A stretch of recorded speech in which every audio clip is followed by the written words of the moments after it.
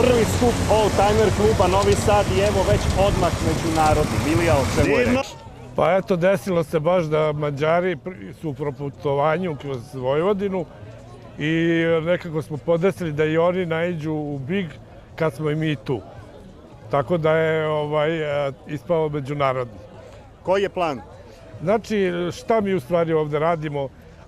Probamo da mlađe i zaljubnike u stara vozila privučemo u zajedničko druženje u jednom klubu.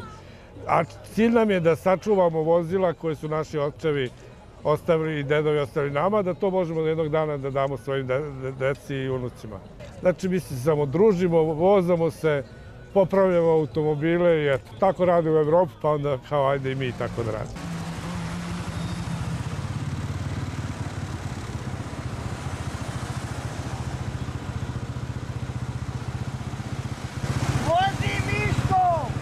Pošto izgleda vlasnici Oldtimera još od 1960. nisu naučili da voze, sa nama je Emil Turaj, direktor autoškole Floyd u Novom Sadu, da ih nauči vožnji na ispitu spretnosti.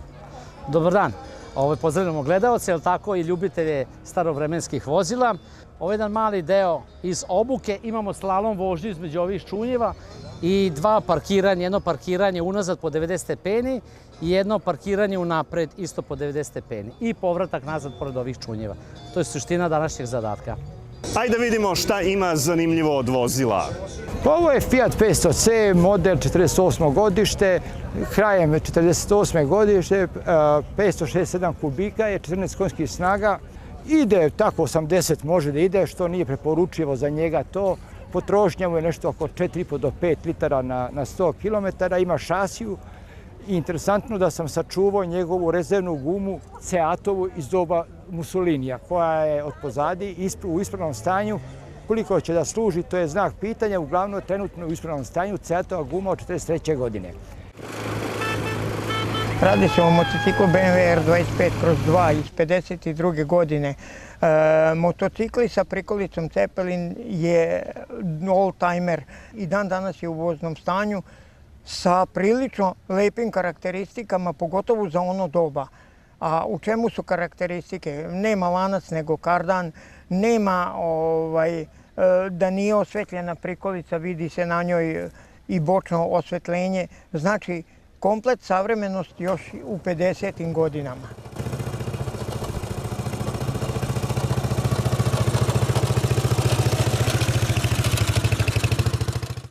Fiat Multipla 1959 godište, kupljen u Americi, proizveden u Nemačkoj, vozi se po Novom Sadu, po Sloveniji, malo po Hrvatskoj, malo po Jugoslaviji, možda će i nazad u Ameriku, nekad na Aljasku, ko zna.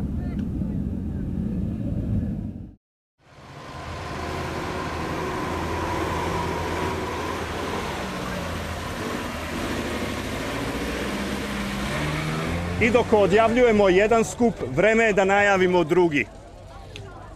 Skup Oldtimera Bečej Novi Bečej organizuje se 27. maja u Starom Bečeju sa početkom od 9 časova. Nakon registracije učesnici kreću za Banat, za Novi Bečej i program se tamo nastavlja u Glavaševoj kući, u muzeju Kotarka i završava se skup u muzeju traktora Žeravica. Definitivno nemojte propustiti.